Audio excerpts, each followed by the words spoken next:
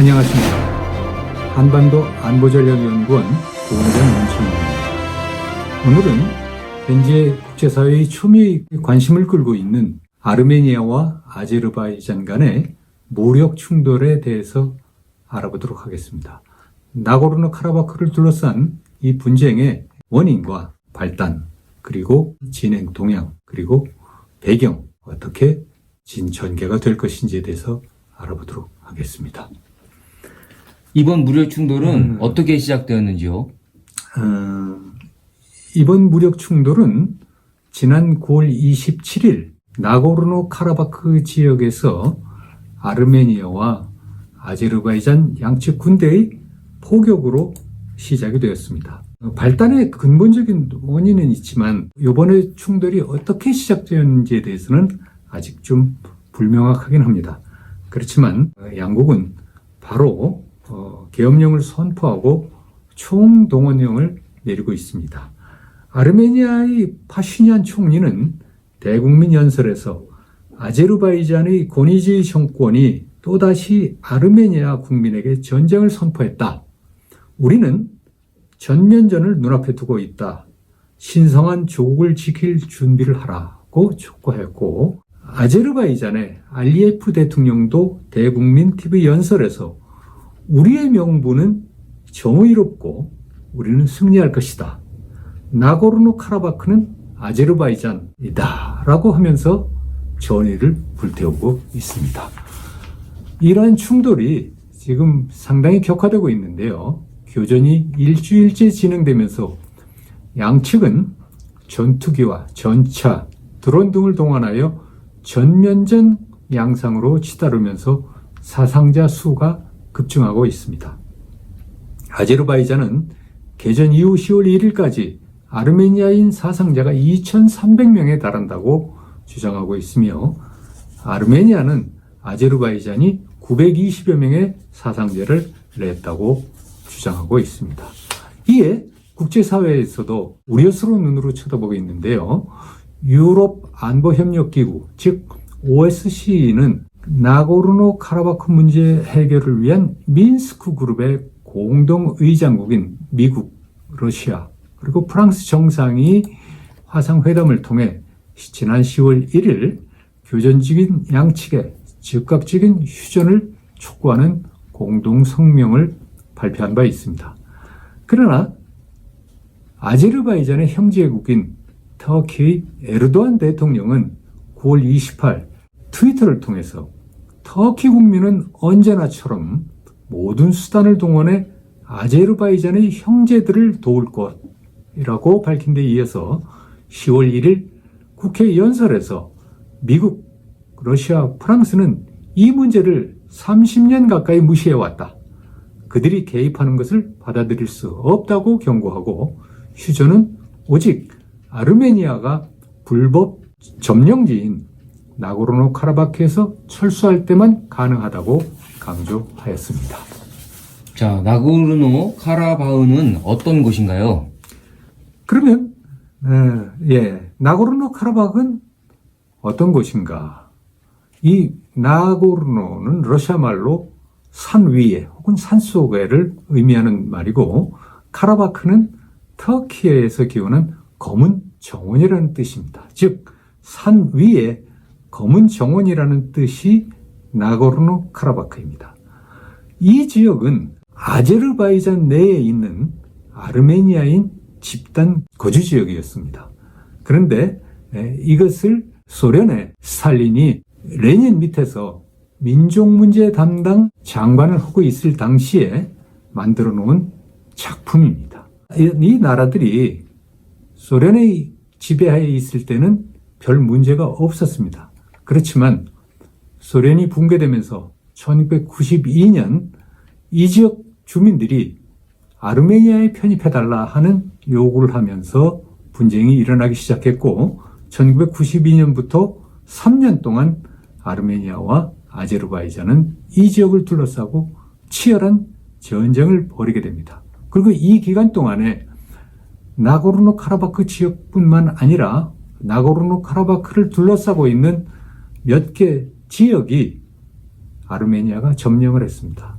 현재 아르메니아가 점령하고 있는 영토는 아제르바이잔 영토의 13.2% 11,458평방킬로미터에 이르고 있습니다. 국제법적으로는 여전히 아제르바이잔 영토이지만 현재 아르메니아인들이 점령하고 그 지역 사람들은 이 지역을 나고르노 카라바크 공화국이라고 선포를 했습니다. 그리고 독자적인 비자를 발급받고 국가처럼 행세를 하고 있지요. 국제사회에서 이 나라를 인정한 나라는 아르메니아 빼고는 없습니다. 이들 나라들이 지난 2017년에는 나고르노 카라바크의 옛 아르메니아 소규모 왕국의 이름이었던 아르차크의 이름을 따서 아르차크 공화국이라고 개명을 하였습니다. 인구는 15만 정도의 아주 작은 지역입니다. 아제르바이잔의 입장에서는 소련 당시서부터 자기네들 영토였기 때문에 이것을 반드시 찾아야 될 실지인 것이지요. 그래서 아제르바이잔 입장에서 이 전쟁은 고토회복 전쟁이라고 할 수가 있습니다. 그러나 보다 중요한 것은 이것이 단순히 아르메니아와 아제르바이잔 간의 영토 분쟁이 아니라 이 지역을 둘러싼 기독교와 이슬람 세력 간의 천년 전쟁, 더 나아가서는 19세기 말부터 시작된 100년 전쟁의 연속선상에 있다는 것이 중요합니다. 그러면 아르메니아와 아제르바이잔 간 뿌리 깊은 적대감의 근원은 무엇인가요? 왜 이 전쟁을 기독교와 이슬람 간의 100년 전쟁이라 이렇게 제가 말씀드리냐면 이 양측 간의 뿌리 깊은 적대감이 워낙 깊습니다. 우선 종교 인종적인 갈등을 보겠는데요. 아르메니아라는 나라는 아주 작은 나라입니다. 면적이 3만 평방킬로미터, 인구가 약 300만 명에 불과하죠. 그렇지만 이 나라는 AD 301년에 세계에서 최초로 기독교를 국교로 받아들인 나라입니다. 그리고 유대인과 마찬가지로 선민의식을 가지고 있습니다. 아르메니아인들은 자신들이 아라라트 산에 정착한 노아의 방주의 그 노아의 후손들이라고 믿고 있습니다. 그렇지만 그 이후에 몽골의 침략을 받고 아랍의 침략을 받으면서 1375년에는 이들 아르메니아 왕국이 소멸되고 이 지역에서 이등 국민으로 수백 년을 살아오게 됩니다. 반면에 아제르바이잔은 8세기에 이 지역에 아랍 세력이 침입하여 지배하게 되면서 이슬람화가 되었습니다. 더욱이 11세기 이 지역에 침입한 셀주크 투르크에 동화되어서 아제르바이잔은 인종이나 언어나 이런 면에서 거의 터키와 같습니다. 사실 두 나라가 1민족 2국가라고 할 정도로지요.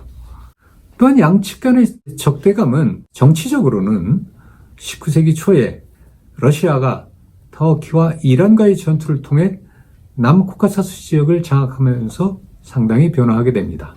1914년 제1차 세계대전이 발발하자 러시아는 연합국에, 터키는 오홍제국과 함께 독일 측에 가담하게 됩니다. 이때 양측 간의 전쟁에 아르메니아인들은 제정 러시아를 지원하게 됩니다. 이때 터키는 터키 전역에 흩어져 살던 아르메니아인들을 대거 학살하는데요. 이게 20세기 최초의 인종청소로 말해지고 있습니다. 더욱이 1917년 볼시비키 혁명이 러시아에서 진행되면서 아르메니아인과 아제르바이잔의 학살은 반복돼서 일어나게 되는데요. 아르메니아인들은 볼시비키 혁명을 적극 지지하였고 아제르바이잔 편에 서게 됩니다. 이 와중에 1918년 5월 아제르바이잔과 아르메니아 그리고 또 다른 남코카소스 국가인 조지아는 1차적으로 독립을 선언하게 됩니다.